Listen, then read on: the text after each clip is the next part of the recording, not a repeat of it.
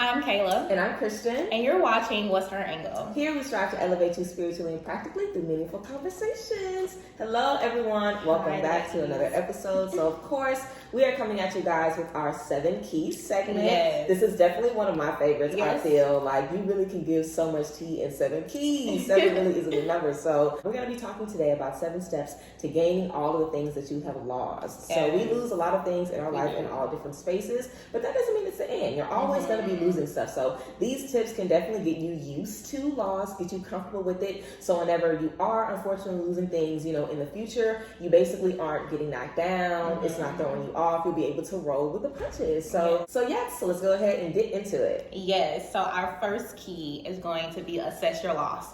So a lot of times we already know what we're feeling at or things that we are dealing with. And so that is already apparent. But make sure that you really navigate your feelings. It's so important to make sure that you're feeling the feelings that you're feeling right now are going to be things that make you progress in the future. And so assessing your loss is realizing, hey, I'm feeling this way, or this didn't make me feel good, or how do I manage to move forward in these spaces when I am experiencing failure or loss? They go on the same side, but failure and loss can also be totally different things. So make sure that you know how you're feeling and be able to move forward in a way that makes you feel good, but also being in the moment and just really feeling the feels, because when you don't feel those feels, you really hold on a lot of baggage and it just moves forward with you as you try to move forward, and you're not really able to be successful in managing your feelings when you still have so much baggage and so many bad emotions that are hanging on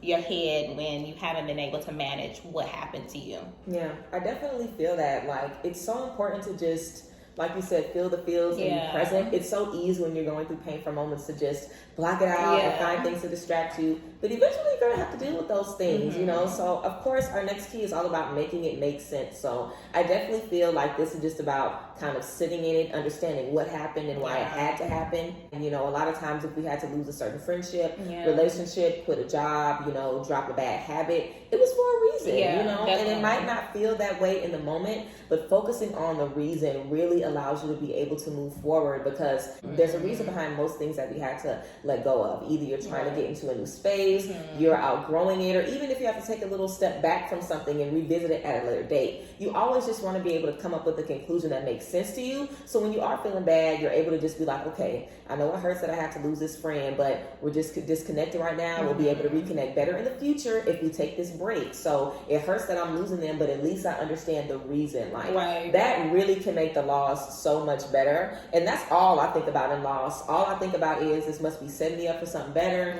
I'm just gonna, deal with this however I can, but I know there has to be something better moving forward. So definitely making it make sense is a great tip, of course, to just help you kind of focus on a little bit of the gratitude or just some possible explanation to what could be going on. Yes, and I love that, because you have to kind of know how to move forward and knowing what's going on with you so you can move on to the next step for you, on the next level for you, which is our next tip, which is knowing what's next for you. And when you know what's next for you, you're able to move gracefully and in a way that is compassionate to your feelings and showing gratitude to yourself. That is the most important thing, is to make sure that you are moving in a way that ensures that you understand how your feelings were. And what's next for you, who knows? But only you are going to be able to make the decisions for you, so you can conquer and really combat whatever you're going through. And I mean, for me, it's a lot of times when I'm going through loss or when I'm going through failure, it's very hard to see yourself in the next phase. So when I'm going through loss or failure, sometimes it's very hard for me to see myself in the next step or the next phase of my life. And I get so immersed in the emotions that I feel right now, which are usually negative. And that's one thing that I've been able to learn about myself, is move forward. I mean, yes, there is an opportunity to feel how you feel, but then also know where you're going next, because if you stay stagnant, you continue to be stagnant. And I even saw this really nice illustration about, 1 year from now versus today, and the person had moved from 1 year later and compared to today. And you don't want to be that way. You don't want to feel that this entire season that you were going through really continued on for a year or however long it continued on for, and you become stagnant. So know what's next. So know what's next for you. Know that there are always better things for you. Just like you said, if I'm going through this season, it has to be for a reason. It has to mean that something better for me is along the way. So be sure that you are continuously being positive throughout any loss, any failure, so you know what's next for you, so you can move gracefully and confidently into your next season. Yes, I love that. Knowing what's next really is key. I feel like a lot of times it's easy to come out of these spaces and just be like, okay, what am I supposed to do now? How do I find some reason to get started? So taking that time to figure out what's next is so important. And of course, you want to make sure that above all, you're able to reattach to you throughout all of this. I feel like so many times it's easy to get attached to the loss. We don't know who we are after a relationship, or without a job, or without, a certain habit, or without, something that we've come so close to. It's like a lot of times things can become a part of your identity. They do. And when you lose those things, it's very hard to figure out who you are. And I feel like that can be what makes it so difficult to figure out what's next. Because it's like, what do I even want to do? Who am I? What's next for me? What's the next step? So reattaching to you is so important. And you just kind of want to spend some time getting back focused on who you are. How has a loss affected you? Do you need to boost up your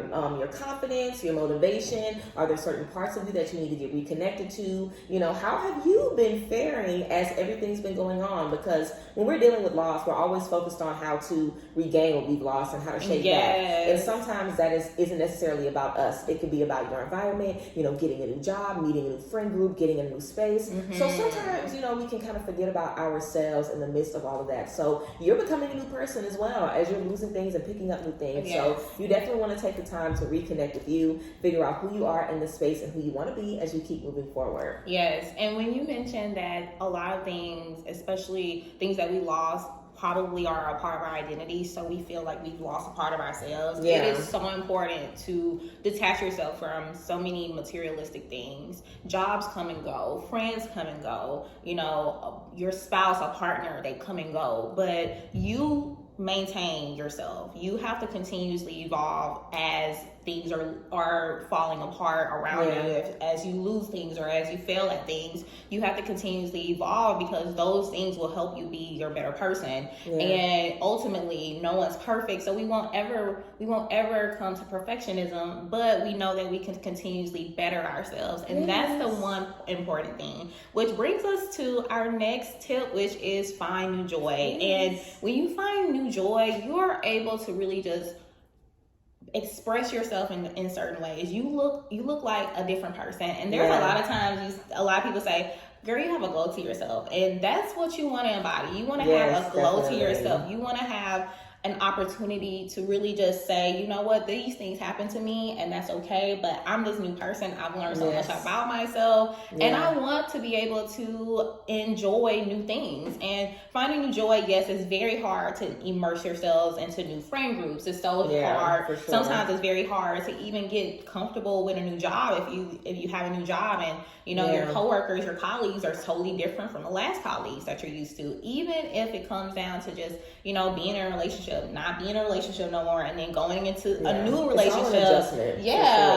And relearning things that you weren't able to experience in different seasons of your life. So be able to just find that opportunity to immerse yourselves and really dive into new things so you can have your new joy and you can get that glow that you deserve. Yes, definitely. And of course, I feel like a big part of finding new joy and stepping into new things is also about finding new gifts and finding new ways that you can be confident in yourself in this new space. Because again, we're kind of shaking back and getting reconnected with us, finding out who we are, finding new things that make us happy. You might realize that you're a lot better at time management now. You want to celebrate yourself for that. You might realize that you're way better at budgeting. You might realize that you really enjoy a certain type of music or a certain type of art. Who knows what you might end up coming into. And sometimes in spaces of loss is when most of the doors end up opening. For us, it's very strange. It's like we lose everything, and then a lot of new things end up, coming into our life to replace that. So be open to that. Be open to new things that are going to fuel you and make you feel good.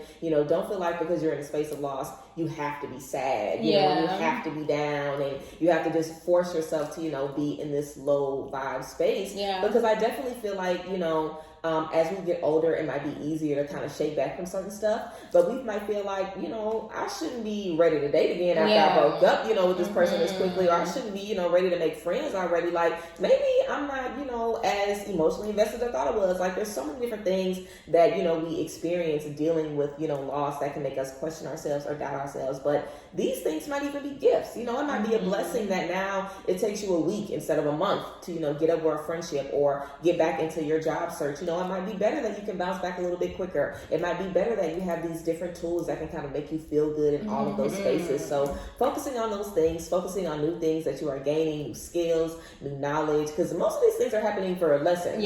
Right? So, and we mentioned that in our last episode, that even if you don't gain anything from it, like Kayla said, you get a lesson, like there's going to be a lesson in it, even if you can't gain anything physical. So just focusing on that and finding gratitude. And you know what? At least I got some new lessons. At least I'm more confident. At least I have some more boundaries because of what I went through. Because again, that can just help change your perspective on the loss and find the beauty in those things. Yes.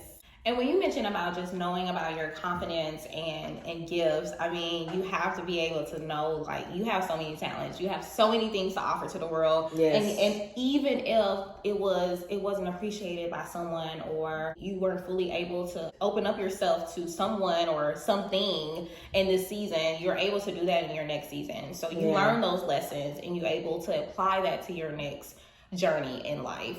And it goes to our final tip, which is really showing gratitude to yourself. You have to be able to say, you know what?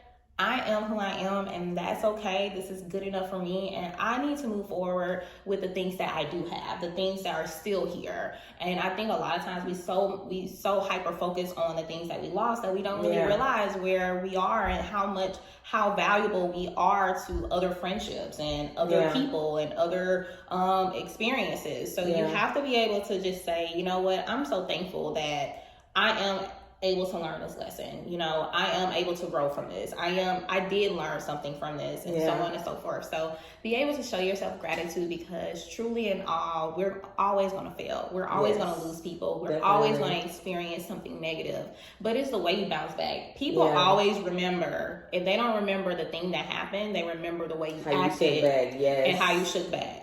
And that's the thing that matters the most. When you are under pressure, that's what matters the most. Like, no, it's not when you have so much time to think about things. It's when you have to quickly act on things, and that's what's going to matter. That's what matters the most. And you focus on how you can positively react to things as they are happening in your life. So show yourself gratitude, give yourself a hug, a kiss, tell yourself affirmations, tell yourself loving things, so you know that, you know what, I am going to conquer this. I will be able to move forward.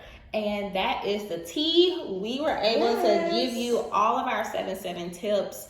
And I hope that you enjoy it. I think we had a good segment. Yes, I love sharing things with you, because you know what? We experience this on a day-to-day basis. It's not that we're just talking. We are sharing things that we are truly finding deeply meaningful to us, and we want to be able to share that with you all. So thank you so much for watching us, and we'll see you soon.